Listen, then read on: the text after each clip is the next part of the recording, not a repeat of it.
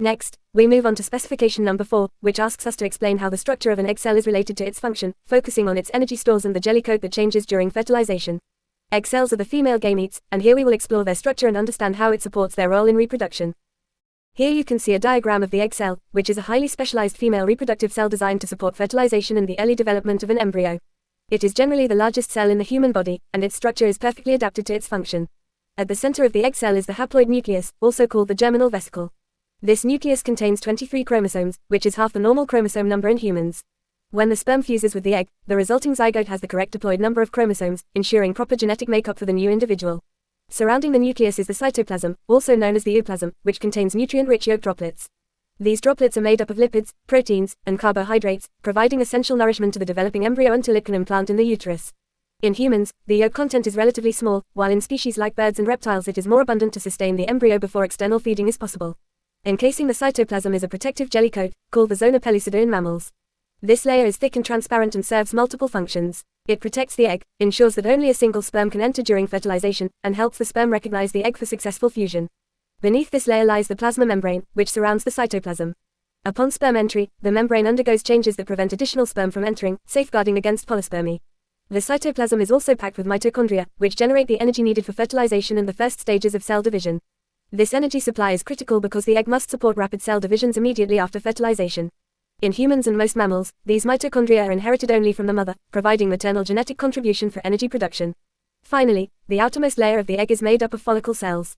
These cells surround and protect the egg as it matures in the ovary. They also supply the egg with essential nutrients such as amino acids and help maintain its health and readiness for fertilization. In summary, each part of the egg cell is adapted for a specific purpose. The haploid nucleus carries the genetic material, the cytoplasm and yolk provide nutrients, the jelly coat and plasma membrane regulate and protect fertilization, mitochondria supply energy, and follicle cells nourish and support the egg during maturation. Together, these structures ensure that the egg is ready for fertilization and capable of supporting early embryonic development. So, talking about the egg cell, in humans, a female usually releases one egg cell each month during her reproductive years. The egg cell is much larger than a sperm cell and contains a substantial amount of cytoplasm. This cytoplasm is rich in lipids and proteins, serving as energy stores that provide nutrients for the early stages of development if fertilization occurs. The egg cell is surrounded by a jelly-like coat that acts as a protective barrier. Once a sperm enters the egg during fertilization, this jelly coat undergoes changes and hardens, preventing additional sperm from entering and ensuring that only one sperm fertilizes the egg. The main components of the egg cell include the haploid nucleus, which carries genetic material, the cytoplasm containing yolk droplets that store nutrients, the protective jelly coat, the cell membrane, mitochondria that provide energy, and follicle cells that nourish and support the egg during maturation.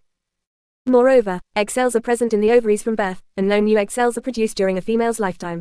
Starting from around 10 to 14 years of age, some of these egg cells begin to mature. Typically, one egg matures and is released approximately every 4 weeks from one of the ovaries. As the egg matures, the surrounding cells divide and form a fluid-filled sac called the follicle. When the follicle is fully developed, it creates a small swelling on the surface of the ovary.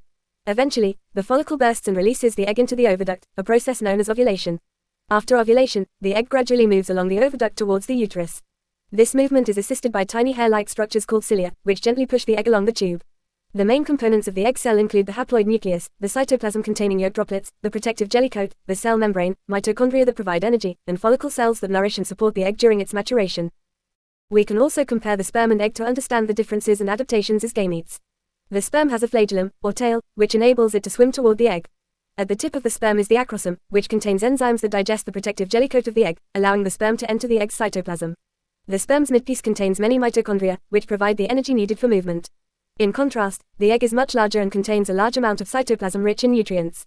These nutrients provide the energy required for the developing zygote after fertilization. The egg is also surrounded by a jelly coat that undergoes changes after fertilization to prevent other sperm from entering, ensuring that only one sperm fertilizes the egg. Together, these structural adaptations of sperm and egg enable successful fertilization and support the early stages of embryo development.